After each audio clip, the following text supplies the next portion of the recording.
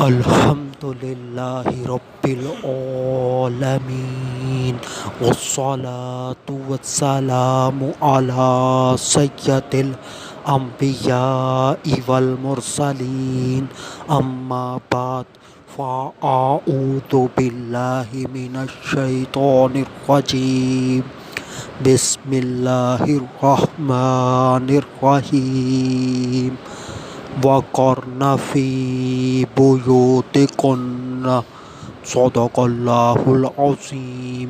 اور اپنے گھروں میں ٹھہری رہو۔ آج کا جو میرا عنوان ہے وہ ہے عشق مجازی کی تباہی۔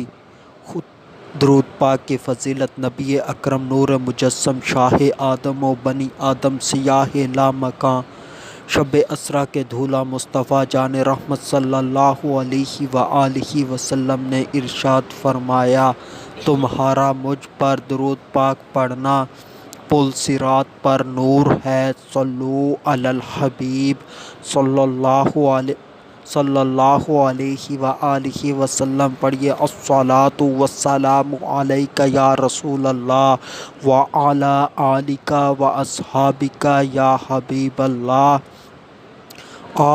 بہت نازک دور ہے اور عشق مجازی نے تباہی مچائی ہوئی ہے۔ مخلوط نظام تعلیم کی وجہ سے شرم و حیا مٹتا جا رہا ہے۔ محمد الیاس عطار قادری رضوی ضیائی دامت برکاتہم العالیہ دعوت اسلامی کے بانی، ان کو اس قسم کے مکتوبات آتے رہتے ہیں جن کے اندر عاشق یا عاشقہ اپنے دل کے جذبات کا اظہار کرتی ہے یا کرتا ہے، اور امیر اہل سنت سے اس قسم کے تعویذات یا پھر وہ چاہتے ہیں کہ ایسا ہی ہو جائے جیسا ہم چاہتے ہیں، ان کا مطالبہ کرتے ہیں۔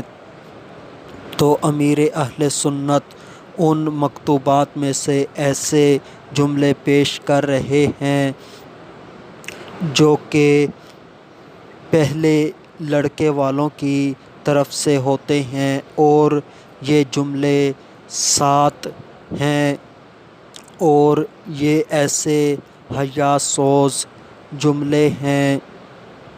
ان جملوں کو پڑھ کر ایک عام انسان جس کے اندر شرم و حیا ہو وہ پڑھ کر پانی پانی ہو جائے، اور جس کو شرم و حیا کی ہوا بھی نہ لگی ہو تو وہ یہ جملے پڑھ کر سن کر اسے شاید کوئی بات بری ہی نہ لگے، اسے پتہ ہی نہ لگے کہ اس میں آخر برائی کیا ہے۔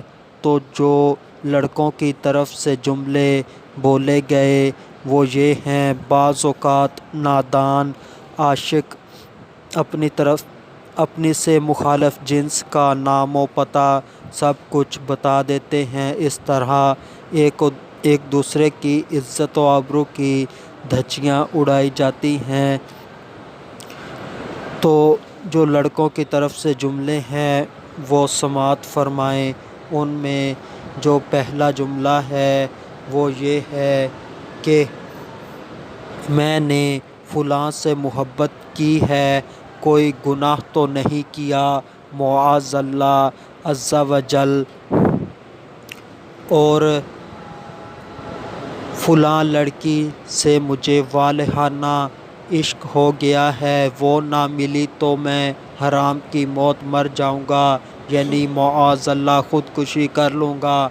فلاں لڑکی کو میں بچپن سے چاہتا ہوں مگر 2 مہینے ہوئے ہیں والدین نے ان کی دوسری جگہ شادی کر دی ہے، دعا کریں اس کو طلاق ہو جائے ورنہ میں دولہا کو اس دنیا میں نہیں رہنے دوں گا جس نے میری محبت مجھ سے چھین لی۔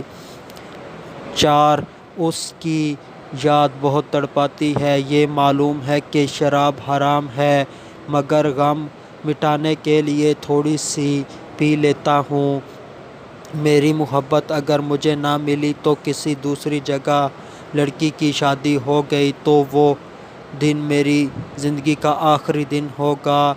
6 ہر وقت اس کی یاد میں کھویا رہتا ہوں، کچھ بھی اچھا نہیں لگتا۔ 7 آپ کو حضرت محمد صلی اللہ علیہ وآلہ وسلم کا واسطہ مجھے میری محبوبہ دلا دیں۔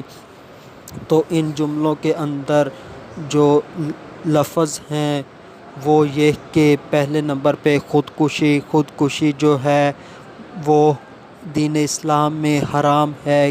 کتنی بھی مشکل سے مشکل صورتحال آ جائے تو خودکشی نہیں کرنی چاہیے، بلکہ اللہ پاک سے مدد مانگتے ہوئے اس مشکل کے ٹل جانے کی دعا کرنی چاہیے۔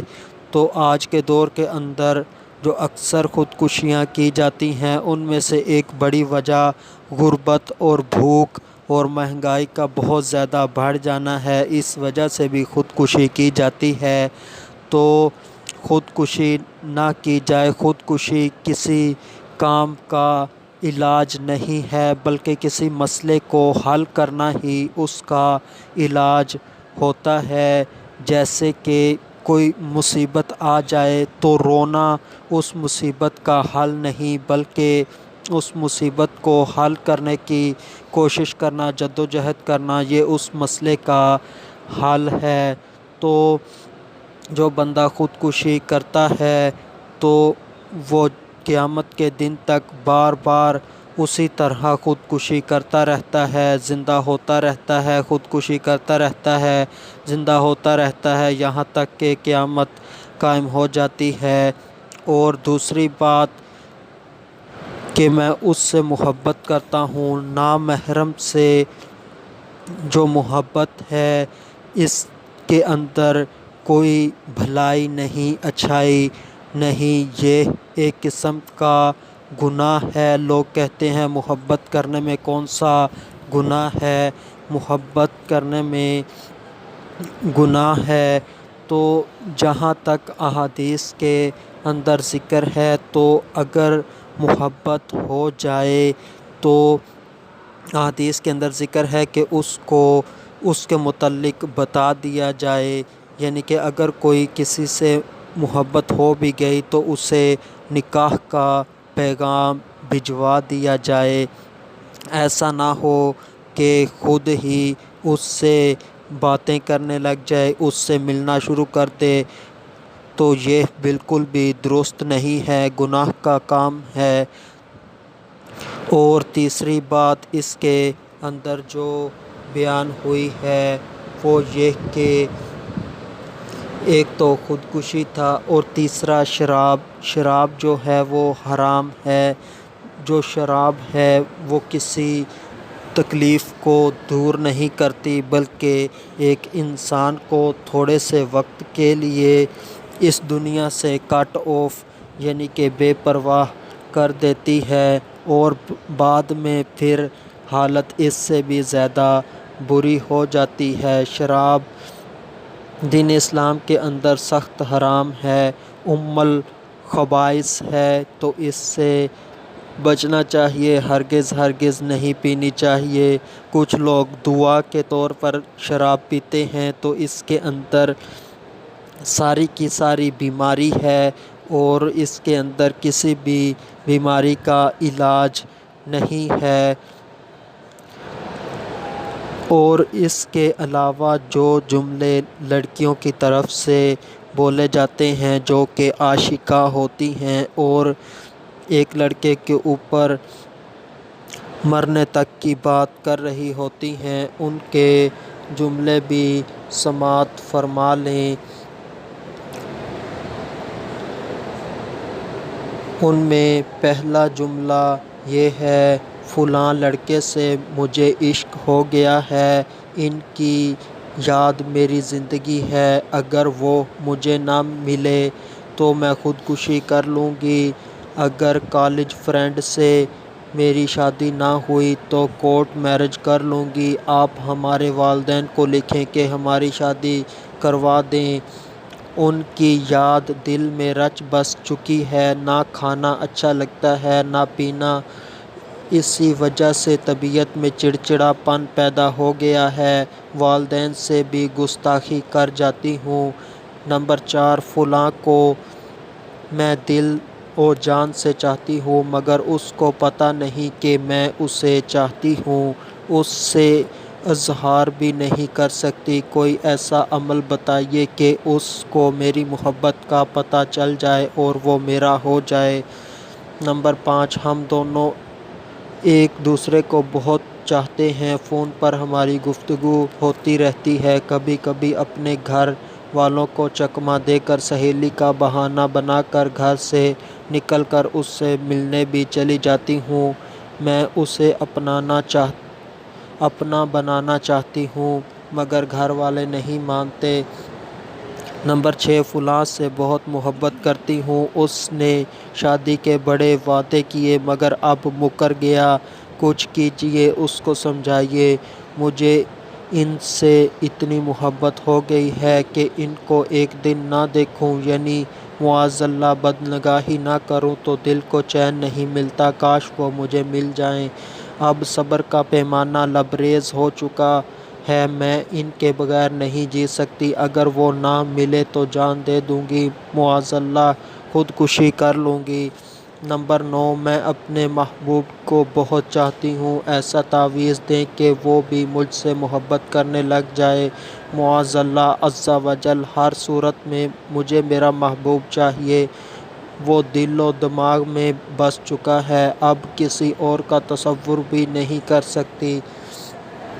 4 سالوں سے ہم ایک دوسرے سے ملتے رہے، وہ میری محبت کا دم بھرتا رہا مگر اب وہ مجھ سے دور ہو چکا ہے، اس نے میری خوشیوں کو چکنا چور کر دیا۔ یہ لڑکیوں کی طرف سے 12 جملے تھے۔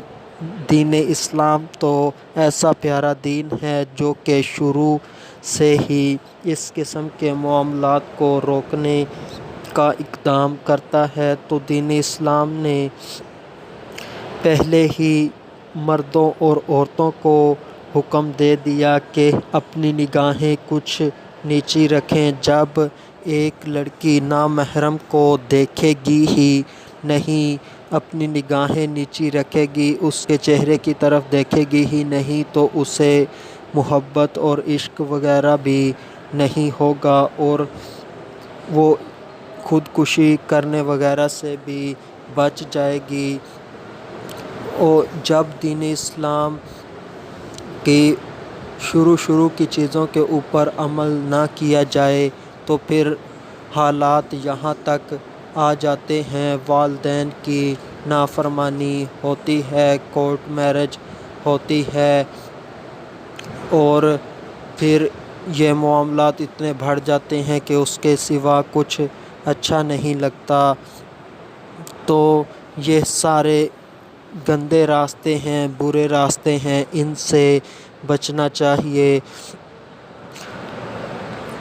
کوشش کی جائے کہ عشق مجازی نہ ہو، اگر عشق مجازی ہو بھی جائے تو اس کی طرف توجہ نہ دی جائے بلکہ علماء کرام اور نیک لوگوں کی صحبت میں بیٹھا جائے اور انہیں بتایا جائے کہ یہ مجھے مرض لگ چکا ہے، تو وہ آپ کو اس کا علاج بتا دیں گے اور آپ پہلے کی طرح اچھی خوشگوار زندگی گزارنے لگ جائیں گے یا لگ جائیں گی۔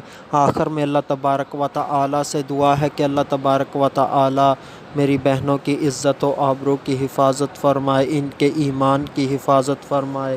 وما علینا الا البلاغ المبین۔